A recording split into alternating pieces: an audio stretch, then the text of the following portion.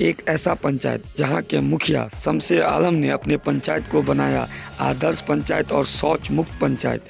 बाढ़ के समय भी उन्होंने मुख्यमंत्री तक को अपने पंचायत में बुलाया और अपने पंचायत की सारी विधि व्यवस्था को दिखाई और सभी पंचायतों और मुखियाओं के लिए आदर्श बने शमशेर आलम खां।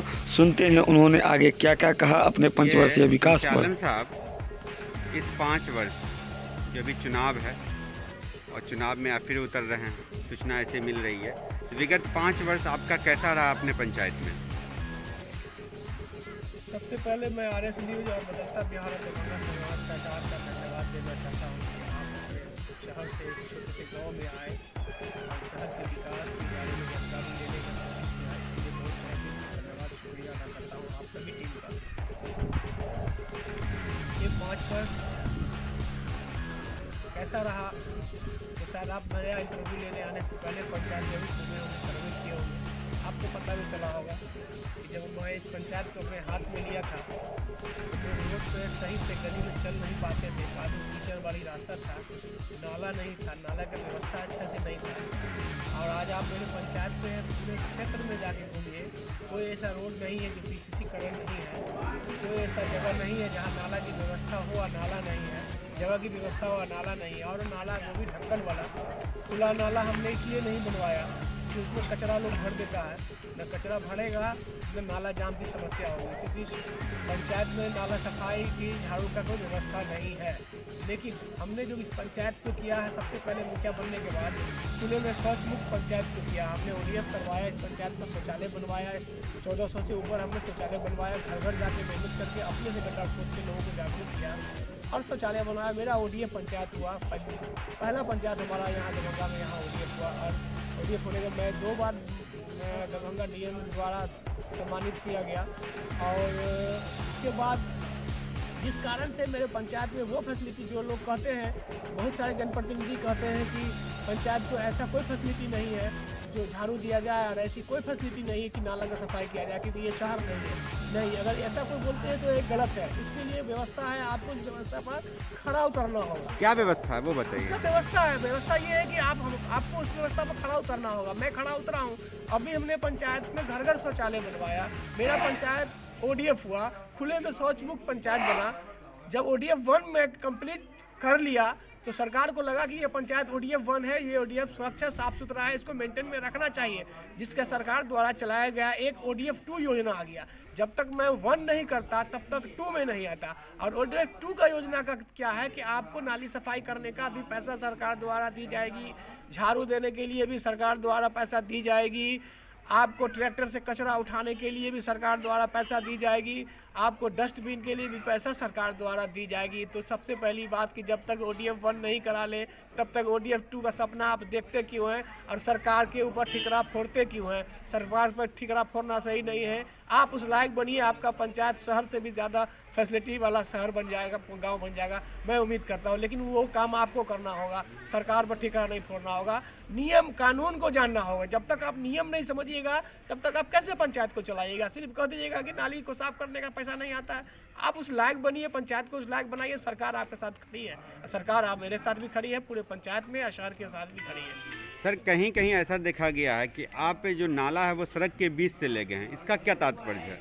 देखिए, इंक्रोचमेंट का मामला है। बहुत पहले का घर आज का घर नहीं है। 50 बरस 100 बरस से जो घर बना है, जहाँ रास्ता नहीं है, बहुत छोटा सा रास्ता है, उसमें बीच से हम लोग नाला निकलवाए हैं और उसी पे सड़क का निर्माण PCC का निर्माण करवाए हैं, क्योंकि नाला का पानी का निकासी भी हो जाए और सड़क भी हो जाए, लोगों को कठिनाई नहीं हो। उसकी सफाई कैसे फिर करते हैं आप? उसकी सफाई होगी, बीच बीच में हम लोग उसमें वैसा सिस्टम दिए हैं जो उठा करके निकाल देंगे और उसको सफाई कर देंगे। स्लैब टाइप से रोड बनाए हैं हम लोग, सिस्टम से बनाए हैं, पूरा सिस्टम को देखते हुए तकनीकी इंजीनियर तकनीकी इसके अनुसार बनाए हैं। सर, ये भी समझाइए कि और भी पंचायत है जिस पंचायत के मुखिया बार बार आरोप लगाते हैं कि हमारे पंचायत में विशेषकर फंड नहीं आती है, क्या ये जायज़ होगा?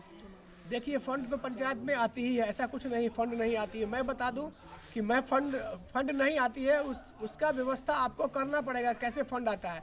जब आपको मेहनत करना होगा। आप 100 रुपया 200 रुपया 400 रुपया के लालच में आप अगर काम कीजिएगा, आवासीय जाति में भिड़े रहिएगा और इंदिरा आवास और शौचालय में कमीशन लेना शुरू कीजिएगा, तो मुझे नहीं लगता कि पंचायत को बहुत ज़्यादा राशि मिल पाएगा। नहीं, कमीशन की जब बात आप करते हैं, अब फंड की मैं बात खत्म कर दूं। जी, मैं जब मेहनत किया पंचायत में, घर घर जाके शौचालय बनवाया, और शौचालय जब बनवाया, जब मेरा पीडीएफ पंचायत हो गया, तो सरकार ने मुझे अतिरिक्त राशि 1 करोड़ रुपये का दिया। तो मैं सरकार से पैसा अतिरिक्त राशि 1 करोड़ लिया पंचायत के विकास के लिए, तो पैसा आता कैसे नहीं है? आपको लाना कैसे है, ये आपको तो सीखना होगा। लेने नहीं आता है। लेने नहीं आता है कुछ लोगों को, सबको नहीं।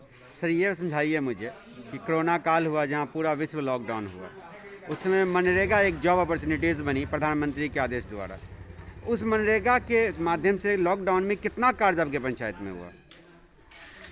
बहुत सारा जमींदारी बांध का मिट्टीकरण का काम हुआ, लोगों को रोजगार मिला। बहुत सारा बांध का काम हुआ और बहुत सारा कैंपस एक बिहार सरकार द्वारा मान्यता प्राप्त हमारे यहाँ एक मदरसा नूरुल उलूम है, उसका मिट्टीकरण करवाया, मजदूरी लोगों को मजदूरी दिया, उसका छारदीवारी का निर्माण मनरेगा के द्वारा करवाया। तो कहीं ना कहीं रोजगार तो लोगों को मिला। रोजगार तो हम कोरोना काल में दिया, और सरकार जो मदद करी वो सराहनीय मदद है। फ्री में राशन देना, अतिरिक्त राशन देना और बहुत समय तक राशन देना से सरकार बहुत मदद की है, जिसका बहुत सरकार द्वारा सहायता लोगों को मिला है।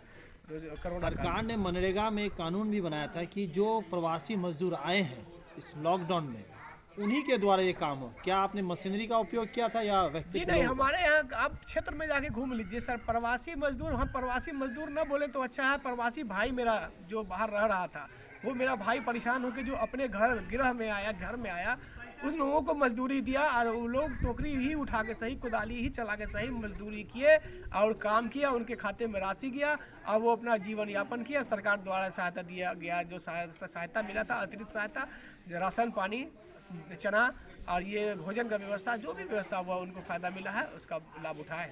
बिहार के मुख्यमंत्री की जो 7 निश्चय योजना है, उसमें प्राथमिक और प्रथम नंबर पर जल नल योजना है। जिस तरीके से कुछ दिनों पहले माननीय मुख्यमंत्री ने सभी जिलाधिकारियों को कहा था जल नल योजना का वास्तविकता ग्राउंड लेवल पे जाके देखे, सभी वीडियो सब। क्या आपके यहाँ सर्वेक्षण हो चुका है? आपको नो ऑब्जेक्शन सर्टिफिकेट मिल चुका है? आपके यहाँ जल नल योजना सुचारू? मैं जल नल योजना 95 नहीं 98% कंप्लीट कर चुका हूँ। आप जाइए, सर्वे कीजिए, क्षेत्र में घूमिए, पानी चल रहा है। 1 वार्ड 2 वार्ड ऐसा है जो थोड़ा त्रुटि है। कुछ लॉकडाउन के कारण भी काम में हम लोग थोड़ा सा पीछे रह गए, कोरोना काल के वजह से थोड़ा पीछे रह गए, लेकिन करीब करीब मेरे यहाँ से पानी 2 साल, कई वार्ड में तो 2-3 साल से पानी रेगुलर चल रहा है। आप जाके सर्वे कीजिए, क्षेत्र में घूमिए। इनका पर्सनल सर्टिफिकेट नो ऑब्जेक्शन मिल चुका है क्या? जी हाँ, जहाँ जहाँ हो गया वहाँ मिल चुका है, हमारा जहाँ कंप्लीट हो चुका है। सर, ये मुझे समझाइए, विगत 5 वर्षों में प्रधानमंत्री आवास योजना के तहत कितने लाभार्थियों को आवास मिला आपके पंचायत में? मैं अपने कार्यकाल में 695 समथिंग 700 आदमी को प्रधानमंत्री आवास मिला और राशि भी दिलवाया। और 1 रुपया कमीशन खाने नहीं दिया किसी को, घूस लेने नहीं दिया किसी को।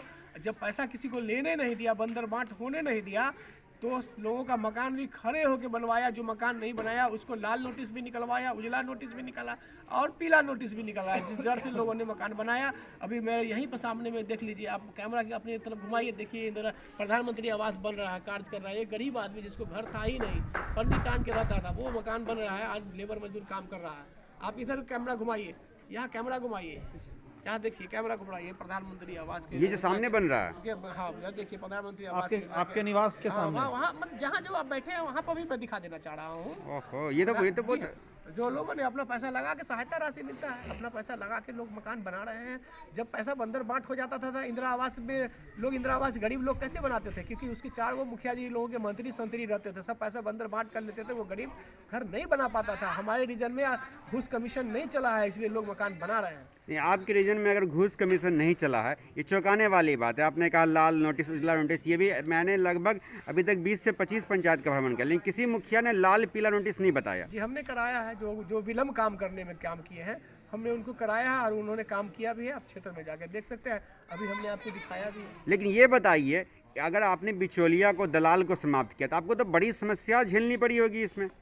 जी हाँ, बड़ी समस्या यही झेलनी पड़ती है कि काम तो मैं कराता हूँ और अगर कोई ऐसे जो बिचौलिया टाइप के लोग हैं उनके नज़र में मैं बहुत ख़राब हूँ, वो मेरा विरोध करते हैं और मुझे अच्छा नहीं मानते हैं, और अधिकांश तो ज़्यादा लूट खसोट करने वाले की आबादी ज़्यादा है, तो उनके नज़र में मैं सही नहीं हूँ। बिचौलिया कमा नहीं पाए हैं, इसीलिए मैं उनके नज़र में सही नहीं हूँ। जो बिचौलिया गलत पैसा है मेरे नज़र में नहीं कमा पाए। क्या ये कहना सही रहेगा कि आपके शिलान्यास का जो बोर्ड था किसी न किसी इसी आक्रोश का शिकार बना? देखिए, मेरे जो प्रतिनिधित्व जो मेरे चुनाव में हमसे पीछे रह गए, जो चुनाव नहीं जीत पाए, इससे पहले वो एक बार मुखिया रह चुके थे, तो मैं तो नहीं कह सकता हूँ कि उन्होंने ऐसा किया, लेकिन उनके गांव में भी हुआ और कहीं नहीं हुआ। उन्हीं के गांव में हमारा वोट को तोड़ा जा रहा है, तो इससे ये पता चलता है कि मेरा काम, मेरा विकास और मेरा नाम कुछ लोगों को पसंद नहीं है, इसीलिए वोट को तोड़ा जा रहा है। जो गलत है, वोट को तोड़ना, किसी के नाम के साथ ये अनियमितता बरतना और उस पर लात जूता मार के तोड़ना, ये राजनीति नहीं है। राजनीति विकास की कीजिए, नाम की कीजिए, अच्छाई की कीजिए, प्रेम की कीजिए, सद्भाव की कीजिए, प्यार की कीजिए, सद्भावना का कीजिए, गला लगाने का राजनीति कीजिए, सिलपट तोड़ने का राजनीति मत कीजिए। आपका कहना है कि सरकारी संपत्ति को किसी तरह का नुकसान ना करके राजनीति करना। हाँ, सरकारी संपत्ति से लेकर के आप प्राइवेट के संपत्ति को भी आप नुकसान नहीं कीजिए ना, किसी के मान सम्मान को भी ठेस नहीं पहुंचाइए। उन्होंने काम किया है तब वोट लगाया है ना। सर, तो ये तो वही हाल हो गया, खिसियानी बिल्ली खंबा नोचने वाला। हम सबसे बड़ी बात बता देते हैं, हम शिलान्यास का वोट नहीं लगाते हैं, मैं उद्घाटन का वोट लगाता हूँ। अच्छा, उद्घाटन आपको सारी बात समझ में आ गई होगी। ये बताइए सर, स्वास्थ्य व्यवस्था की क्या हालात है आपके पंचायत में? उप स्वास्थ्य केंद्र की क्या हालात है? हमारे पंचायत में वर्षों से बंद पड़ा स्वास्थ्य केंद्र को हमने चालू कराया। माननीय विधायक संजय सरावगी जी के द्वारा, उनकी पहल से हेल्थ एंड वेलनेस सेंटर खुला, जिसमें उसको बना के एनएम डॉक्टर भी आता है, डॉक्टर बैठता है। मैं उस उप स्वास्थ्य केंद्र में मेरा अपना निजी 2 लाख रुपये अनासी का मैं डोनेट किया हूँ। 2 लाख रुपये अनासी अपना निजी कोष से लगा करके मैं उसको सरकारी राशि के देने के बाद मैं अपना 2 लाख रुपये अतिरिक्त राशि दे करके मैं उप स्वास्थ्य केंद्र को बनाया है। जो आज सारी सुविधा वहाँ है, धीरे धीरे और सुविधा जो कम है वो हो जाएगी। दर्शकों को ये बताइए क्या क्या सुविधा उस उप स्वास्थ्य केंद्र में मिलता है? जो भी उप स्वास्थ्य केंद्र में हेल्थ वेलनेस सेंटर की सुविधा है, बेड है, सीट है, आपको जो दवा प्राइमरी इलाज जो होता है वहाँ होता है। एएनएम बैठती हैं, डॉक्टर भी हफ्ता में एक बार आके बैठते हैं। डॉक्टर लोगों की बहाली होगी तो हमेशा बैठेंगे। सर, ये समझाइए मुझे कि इस बार फिर आप चुनाव में जा रहे हैं और आपने विगत 5 वर्षों में एक बहुत ही, हम लोगों ने जब सर्वे किया, जांच किया, तो इसमें कहीं से मुखिया के प्रति कोई आक्रोश नहीं प्रकट हुआ। तो इस बार फिर चुनाव में जाएंगे, इस बार क्या विकास का मुद्दा लेकर के जाएंगे जनता के बीच? जो बचा हुआ विकास है, पंचायत को हम पंचायत का एक खूबसूरत ढांचा हमने तैयार किया है इस 5 वर्ष में, और अगला 5 वर्षीय मेरा पंचायत का जिस तरीके से हम 3 बार से आशीर्वाद लोगों का मिल रहा है। मैं पहला चुनाव लड़ा था तो मात्र 11 वोट बोकस वोट होने के कारण से मैं पीछे रह गया था, तो वो भी मेरा जनता का आशीर्वाद ही था। दूसरा चुनाव लड़ा, जनता ने आशीर्वाद देकर पंचायत समिति चुनाव बनाया। तीसरा चुनाव लड़ा तो भी जनता ने मुझे अपार आशीर्वाद देकर मुझे वोट देकर के लोगों ने बनाया, और चौथा चुनाव में भी मुझे जनता का आशीर्वाद मिलेगा, मुझे उम्मीद है। और मैं पंचायत का एक खूबसूरत सा ढांचा तैयार किया हूँ, और उस ढांचा को मैं अगले 5 वर्षीय में मैं उम्मीद करता हूँ कि उस रंग रोगन करना बाकी है, जो उस रंग रोगन से कर से वो सम्मान दिलाया है। आज तक अब मेरे पंचायत में माननीय मुख्यमंत्री जी का भी आगमन हुआ, मेरे पंचायत में माननीय पंचायती राज मंत्री जी का भी आगमन हुआ, मेरे पंचायत में खाद्य उत्पाद मंत्री जी मदन सहनी जी का भी आगमन हुआ, मेरे पंचायत में बड़े बड़े प्रधान सचिव आए, उप सचिव आए, सचिव आए पटना से, मतलब जो लोग दिल्ली से पूरी टीम आई। हमेशा से लोग बड़े बड़े टीम सब आती गई, आप देख के सर्वे करके देखती गई, जाती गई।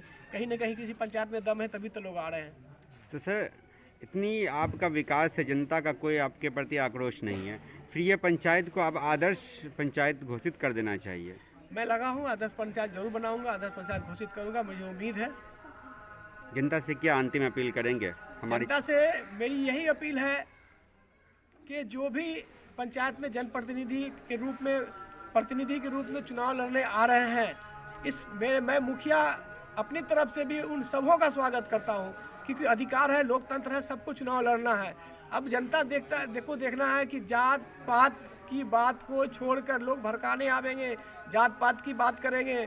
हम अपनी जात की बात करेंगे, वो अपनी बात की बात करेंगे। अगर ऐसा कोई शब्द निकालता हो मैं हूँ या जो, वो सरासर गलत है। विकास पे वोट होगा, विकास पे वोट कीजिए। पंचायत को सम्मान दिलाया है, फिर पंचायत को सम्मान दिलाएंगे। जिस तरीके से 2 बार से आप लोग 3 बार से यकीन किया है मुझ पर, फिर चौथा बार आप लोग यकीन कीजिए। मैं पूरी उम्मीद करता हूं कि मैं और भी इतिहास के पन्नों में इस 125वीं पंचायत को मैं दूंगा, क्योंकि अब बहुत सारे लोग किसी का आवासीय बना रहे हैं, किसी का जाति बना रहे हैं, किसी का बाढ़ राशि दिलाने का नाम गलत बोल रहे हैं कि उनसे नहीं हुआ मैं करा दिया। कोई कह रहे हैं कि मैं आपका वृद्धा पेंशन चालू करा दिया। तो एक बात मैं आपकी मीडिया के माध्यम से करा दूं, जिसके हाथ में पावर साइन होता है काम वही कराता है, दूसरा कोई नहीं कराता है, उन्हीं के दस्तखत से होता है। तो इसीलिए लोगों को कुछ बरगला रहे हैं, लोग बरगलाने में ना आवे।